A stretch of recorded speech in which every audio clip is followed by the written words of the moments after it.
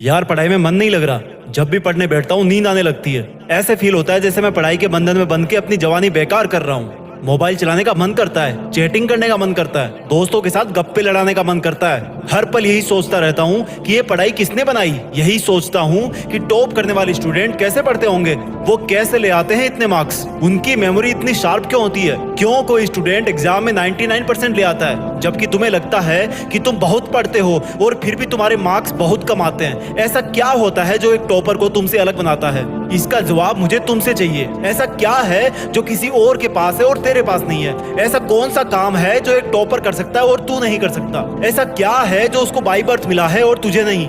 सोचा कभी? डीप से सोचने बैठोगे तो बहुत जवाब मिलेंगे।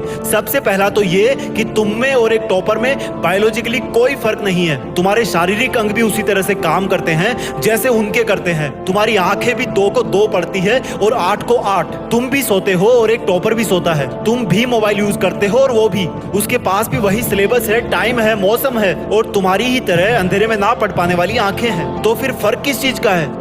फर्क बहुत कम है। एक फर्क है टाइम और प्रायोरिटीज का, यानी कि वक्त और प्राथमिकताओं का। एक टॉपर को पता होता है कि कौन सी चीज को या कौन से काम को कब और कितना टाइम देना है। जैसे अगर मुझे पता है कि मोबाइल यूज करने से मैं अपने काम से डिस्ट्रैक्ट हो जाऊंगा तो मैं उस जरूरी काम को पहले निपटाऊंगा और मोबाइल के मैसेज बाद में चेक करूंगा। कहीं कोई आग नहीं लग रही है, तुम्हारे सपने सबसे पहले हैं। और दूसरा क्या है जो एक टॉपर को तुमसे अलग करता है? तुम्हारा मकसद सिर्फ पढ़ना होता है, रटना होता है, मार्क्स लाना होता है। जबकि एक टॉपर का मकसद सिर्फ पढ़ना कभी नहीं होता, उसका मकसद कुछ और होता है। पढ़ाई तो सिर्फ एक माध्यम होता है जो उसको उसकी मंजिल तक पहुंचाने के लायक बनाता है। इसलिए उसको पढ़ते टाइम नींद नहीं आती, क्योंकि उसको पता होता है कि वो सिर्फ पढ़ने के लिए नहीं पढ़ रहा बल्कि कोई बड़ा काम करने के लिए, अपना नाम करने के लिए पढ़ रहा है। और यही बात उसको ताकत देती है। और क्या फर्क होता है एक टॉपर और एक एवरेज स्टूडेंट में? टॉपर कभी भी रटता नहीं है, वो चीजों को, कंसेप्ट को समझता है,